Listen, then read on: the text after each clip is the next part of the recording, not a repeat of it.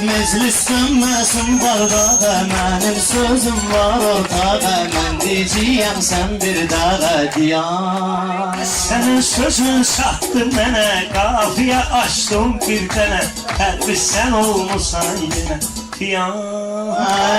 Meclis yarandı ahəstə, qonaqlarımız dəstə. Özüm verəcəm qəbrimin üstə azan.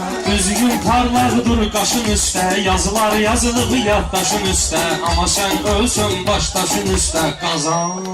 Əlim danışım öz diləyindən, dillər əvvəl söz deməyindən. Bunları sıxsan çıxar ürəyindən Bir gün tapacaq imkan vuracaq, axır gəl bir oğlan vuracaq. Bir gün səni də Orxan vuracaq ilan.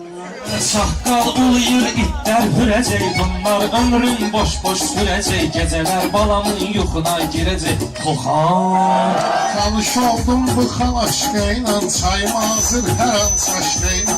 Əla pişirir kartoşkıyla. Mənə sözümə maraq eləyərsən, Rəşad Orxana da soraq eləyərsən, məni kartoşkaya qonaq eləyərsən, açan.